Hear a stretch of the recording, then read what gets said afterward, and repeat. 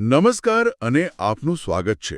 દરેક સંસ્કૃતિમાં અને લગભગ દરેક ધર્મમાં ન્યાય, શુદ્ધિ અને સજા જેવા વિચારો કેન્દ્રમાં હોય છે. બરાબર. આજે આપણે જે સ્ત્રોતોનું વિશ્લેષણ કરી રહ્યા છીએ તે આ જ સનાતન પ્રશ્નોને અગ્નિથી બાપ્તિસ્માના એક અનોખા દૃષ્ટિકોણથી જુએ છે. અને આપણી જે સામગ્રી છે તે એક એવા પ્રતીકથી શરૂ થાય છે જે શરૂઆતમાં થોડું વિરોધાભાસી લાગે છે. હા, એક વેદી જે બચાવ અને વિનાશ બંનેનું પ્રતીક છે. બરાબર. અને આજના વિશ્લેષણમાં આપણે આ જ કોયડો ઉકેલીશું કે એક જ વસ્તુ જીવન અને મૃત્યુ બંને કેવી રીતે હોઈ શકે. આપણી સામગ્રી જે મૂળ કોરિયન ભાષામાં છે તે ખ્રિસ્તી ધર્મશાસ્ત્રના ઊંડાણમાં ઉતરીને બલિદાન, શુદ્ધિકરણ અને અંતિમ ન્યાય વચ્ચેના સંબંધને સમજાવે છે. અને આજનો આપણો હેતુ એ જ છે કે પહેલું મૃત્યુ અને બીજું મૃત્યુ જેવા જે જટિલ ખ્યાલો છે તેને સ્પષ્ટ કરીએ. હા, અને એ સમજીએ કે ઈસુના બલિદાનનું આ બધામાં શું મહત્વ છે. ચાલો તો આ રસપ્રદ કોયડાને ઉકેલવાની શરૂઆત કરીએ. સ્ત્રોતોમાં સૌથી પહેલી અને મહત્વની વાત એ છે કે જૂના કરારમાં જે હોમબલિની વેદી હતી, જેને બોન્ઝેદાન કહે છે. હા, બોન્ઝેદાન, તે કોઈ એક વસ્તુનું નહીં પણ બે અલગ અલગ વસ્તુઓનું પ્રતીક છે. એક તરફ ઈશુનો ક્રૂસ અને બીજી તરફ અગ્નિની ખાઈ, એટલે કે બુલમોથ. બરાબર, બુલમોથ. આ વિચાર જ મને ખૂબ આકર્ષક લાગ્યો. એક જ જગ્યાએ આશા અને ભય બંને કેવી રીતે સમાઈ શકે? જો આ બેવડું પ્રતિકાવાદ જ આ સમગ્ર ચર્ચાનો પાયો છે. ચાલો તેને થોડું તોડીને સમજીએ. હા. વેદી પર શું થતું હતું? પ્રાણીનું બલિદાન, બરાબર? બરાબર. આ આવનારા સમયમાં ઈશુના ક્રૂસ પર થનારા બલિદાનની એક ઝલક હતી. આપણને પાસ્ખા પર્વની વાર્તા યાદ છે, જ્યાં હલવાનના લોહીને કારણે વિનાશ ટળ્યો હતો. હા, ઇઝરાયેલીઓના ઘરો બચી ગયા હતા. એ જ રીતે આ સામગ્રી દલીલ કરે છે કે ઈશુના લોહીથી આધ્યાત્મિક વિનાશ ટાળી શકાય છે. વેદી પર બે ક્રિયાઓ થતી: લોહી છાંટવામાં આવતું અને માંસને અગ્નિમાં બાળી નાખવામાં આવતું. ઓહ! લોહી એ જીવન અને માફીનું પ્રતીક હતું, અને અગ્નિ એ શુદ્ધિકરણ અને પાપના વિનાશનું. એટલે તમે એમ કહો છો કે વેદી પરનું લોહી એ ક્રૂસ પર વહેલા લોહી તરફ ઇશારો કરે છે. બિલકુલ. અને વેદી પરની આગ એ ક્રૂસ પરની વેદના અને ન્યાય તરફ ઇશારો કરે છે. તો શું અગ્નિથી બાપ્તિસ્માનો ખરો અર્થ એ જ છે જે ઈસુએ પોતે અનુભવ્યું? બરાબર એ જ. આ વિશ્લેષણનો એક મુખ્ય આધાર એ છે કે ઈસુએ પોતે ક્રૂસ પર જે વેદના સહન કરી, હા, એ જ તેમનો અગ્નિથી બાપ્તિસ્મા હતો. એ વેદી પર બળવા જેવું હતું. તેમણે પોતે કહ્યું હતું, ખબર છે, મારે એક બાપ્તિસ્મા પામવાનો છે અને તે પૂર્ણ થાય ત્યાં સુધી હું કેટલો વ્યથિત છું. પણ અહીં એ સમજવું જરૂરી છે કે ઈસુનું લોહી ત્યારે જ અસરકારક બને છે જ્યારે પસ્તાવો હોય. એટલે કે પસ્તાવો ન કરનાર માટે કોઈ અર્થ નથી. બિલકુલ. જેઓ પોતાના પાપને વળગી રહે છે તેમના માટે વેદીની આગ એ શુદ્ધિકરણ નહીં પણ વિનાશનું પ્રતીક બની જાય છે, જે અંતે અગ્નિની ખાઈમાં પરિણમે છે. એટલે રસપ્રદ વાત એ છે કે સ્ત્રોત મુજબ અગ્નિથી બાપ્તિસ્મા એ કોઈ એક ઘટના નથી, પણ એક જ સિક્કાની બે બાજુઓ છે. હા. તમારા માટે એ શુદ્ધિકરણ છે કે સજા? તેનો આધાર ફક્ત એક જ વાત પર છે: પસ્તાવો. બરાબર. આ ખ્યાલને વધુ સ્પષ્ટ કરવા માટે લેખક પહેલું મૃત્યુ અને બીજું મૃત્યુ વચ્ચે એક મહત્વનો ભેદ પાડે છે. આ થોડું જટિલ છે. ચાલો એને સમજીએ. હા, આ ખ્યાલને સમજવું ખૂબ જરૂરી છે. સ્ત્રોતમાં બે અલગ અલગ મંતવ્યો રજૂ કરવામાં આવ્યા છે, પણ લેખક એક પર વધુ ભાર મૂકે છે. અને એ કયો છે? એ મુજબ પહેલું મૃત્યુ એ શારીરિક મૃત્યુ નથી. ઓકે. પણ પરમેશ્વર પિતાથી અલગ થઈ જવાની, એટલે કે સંબંધ તૂટી જવાની આધ્યાત્મિક અવસ્થા છે. આ એ મૃત્યુ છે જે પાપને કારણે આવે છે. જ્યારે બીજું મૃત્યુ એ અગ્નિની ખાઈમાં થતો સંપૂર્ણ વિનાશ છે. એક મિનિટ, અહીં હું થોડો ગૂંચવાયો છું. તો આને સમજવા માટે શું આપણે એવું કહી શકીએ કે પહેલું મૃત્યુ એ પાવર ગ્રીડથી ડિસ્કનેક્ટ થવા જેવું છે? વાહ, સરસ ઉપમા છે. ઉપકરણ હજી અસ્તિત્વમાં છે, પણ શક્તિના સ્ત્રોતથી તેનો સંબંધ તૂટી ગયો છે. હા. જ્યારે બીજું મૃત્યુ એ ઉપકરણના જ ટુકડે ટુકડા થઈ જવા જેવું છે, જેનું અસ્તિત્વ જ મટી ગયું. ખૂબ સરસ. બરાબર, એ જ વાત છે. અને આ ઉપમા આપણને ઈસુના બલિદાનનું મહત્વ સમજવામાં મદદ કરે છે. કેવી રીતે? જ્યારે ઈસુએ ક્રૂસ પર પોકાર કર્યો, મારા ઈશ્વર, તમે મારો ત્યાગ કેમ કર્યો? હા, એક ક્ષણ. એ ક્ષણ એ હતી જ્યારે તેમણે આપણા બધાના પાપોનો બોજ પોતાના પર લઈને એ પહેલું મૃત્યુ એટલે કે પિતાથી અલગ થવાનો અનુભવ કર્યો. તેઓ પાવર ગ્રીડથી ડિસ્કનેક્ટ થયા. બરાબર, પણ તેમનો વિનાશ ન થયો. તો એનો અર્થ એ થયો કે તેમણે આપણા વતીએ સંબંધ તૂટવાની પીડા સહન કરી લીધી. હા, જેથી જેઓ તેમનામાં વિશ્વાસ કરે તેમને એ અનુભવમાંથી પસાર ન થવું પડે. બરાબર. અને જો કોઈ પહેલા મૃત્યુમાંથી બચી જાય તો તે આપોઆપ બીજા મૃત્યુમાંથી પણ બચી જાય છે. બરાબર.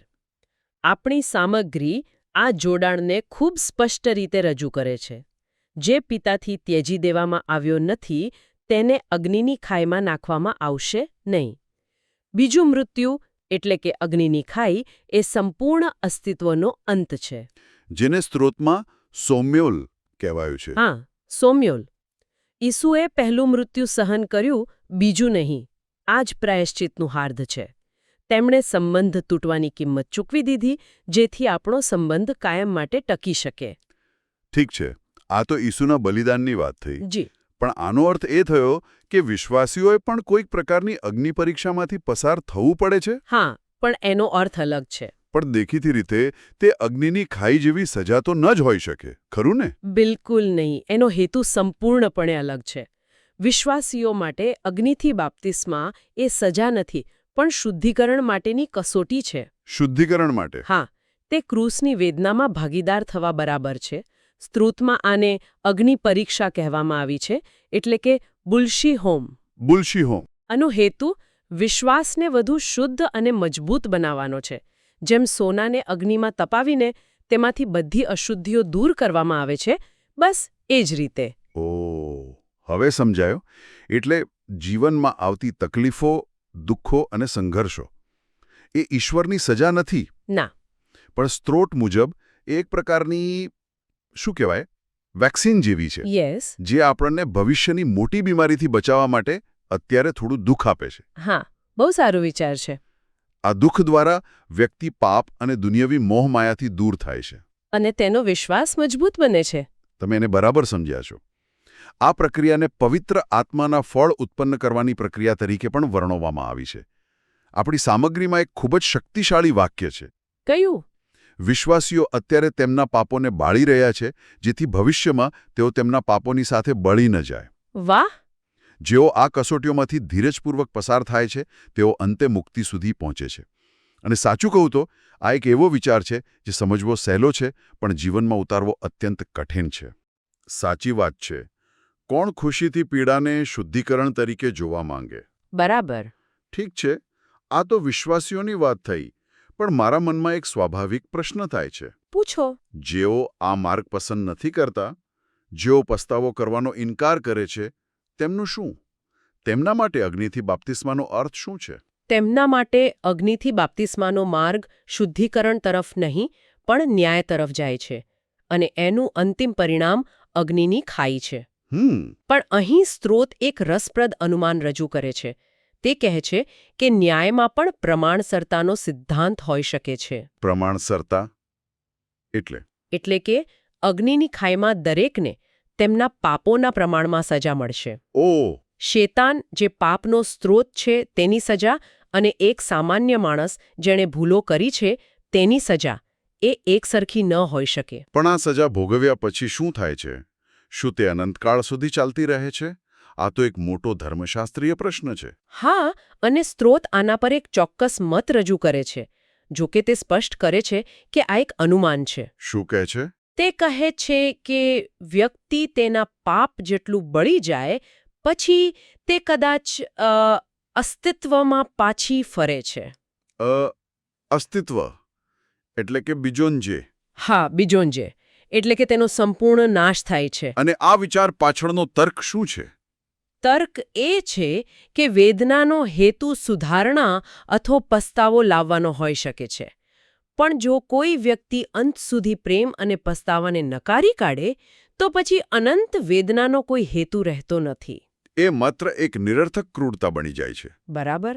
તેથી અંતિમ પરિણામ કદાચ સંપૂર્ણ વિનાશ હોઈ શકે છે. આ એક ખૂબ જ ગંભીર વિચાર છે.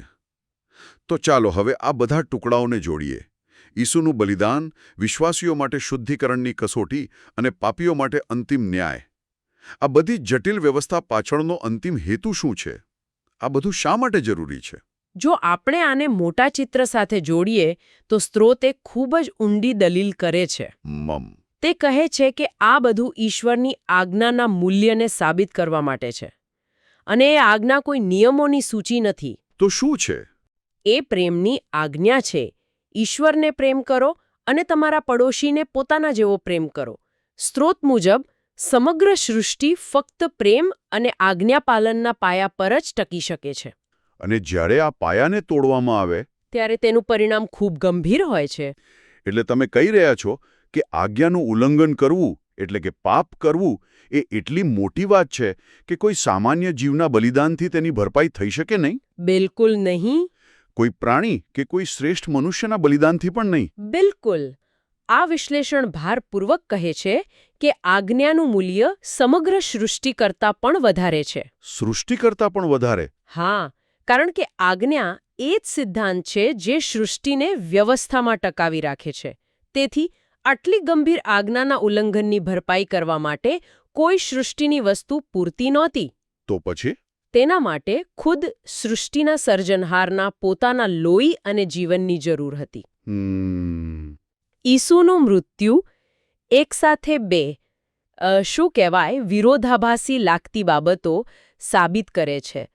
પહેલું, પાપીઓને બચાવવા માટે ઈશ્વરનો અપાર બલિદાન આપનારો પ્રેમ. અને બીજું, પ્રેમની આજ્ઞાની અતૂટ અને સર્વોચ્ચ ગંભીરતા. ફક્ત ઈશ્વરનું લોહી જ તેમના પ્રેમ અને ન્યાય બંનેને એક સાથે પ્રમાણિત કરી શકે છે. તો આજના વિશ્લેષણનો સાર એ છે કે અગ્નિથી બાપ્તિસ્મા એક બેધારી તલવાર જેવો છે. હા, કહી શકાય. જેઓ ઈશ્વરના પ્રેમ અને પસ્તાવાના માર્ગને સ્વીકારે છે તેમના માટે જીવનની કસોટીઓ શુદ્ધ કરનારી અગ્નિ બને છે, જે તેમને વધુ મજબૂત બનાવે છે. અને જેઓ અંત સુધી આ માર્ગને નકારે છે તેમના માટે એ જ અગ્નિ અંતિમ ન્યાય અને વિનાશનું કારણ બને છે. આપણે એ પણ જોયું કે કેવી રીતે ઈસુના બલિદાને પહેલા મૃત્યુ એટલે કે પિતાથી સંબંધ તૂટવાની પીડા. હા, એ પીડાને પોતાના પર લઈ લીધી જેથી માનવજાત બીજા મૃત્યુથી બચી શકે. એટલે કે સંપૂર્ણ વિનાશથી. અને આ બધું પ્રેમની આજ્ઞાના સર્વોચ્ચ મહત્વને સ્થાપિત કરવા માટે હતું, જે સમગ્ર સૃષ્ટિનો પાયો છે. આ બધું સમજ્યા પછી સ્ત્રોતમાં એક છેલ્લો મુદ્દો છે જે મને વિચારવા માટે મજબૂર કરી રહ્યો છે. કયો? તેમાં ઉલ્લેખ છે કે ઈસુના લોહી દ્વારા માફી મળ્યા પછી પણ કોઈ વ્યક્તિ સ્વતંત્ર ઈચ્છાથી ભ્રષ્ટ થઈ શકે છે. હા. અને ફરીથી પાપમાં પાછી ફરી શકે છે, જેનું પરિણામ પણ અંતે વિનાશ જ હશે. અને આ એક ગહન પ્રશ્ન ઊભો કરે છે. આ એ જ પ્રશ્ન છે જે આપણે વારંવાર પૂછીએ છીએ. જો કોઈને બધી ખુશી અને પ્રેમ મળે તો પણ તે શા માટે એવો રસ્તો પસંદ કરે જે તેના પોતાના વિનાશ તરફ દોરી જાય? બરાબર. સ્ત્રોત આ પ્રશ્નને બ્રહ્માંડના સ્તર પર લઈ જાય છે. જો પ્રાયશ્ચિતનો અંતિમ ધ્યેય એવી સૃષ્ટિ બનાવવાનો છે જ્યાં જીવોની સ્વતંત્ર ઈચ્છા પ્રેમમાં પરિપૂર્ણ થાય, તો પછી એકવાર બચાવ પામેલ વ્યક્તિ માટે એવી પસંદગી કરવાનો શું અર્થ છે જે તેને ફરીથી અસ્તિત્વ તરફ દોરી જાય? આ સ્વતંત્ર ઈચ્છા અને મુક્તિના સ્વરૂપ વિશે શું કહે છે? એ જ તો સવાલ છે. શું સાચી સ્વતંત્રતામાં હંમેશા સ્વવિનાશની પસંદગીનો વિકલ્પ સામેલ હોવો જ જોઈએ? આ એક એવો પ્રશ્ન છે જેના પર આપણે સૌએ વિચારવું રહ્યું.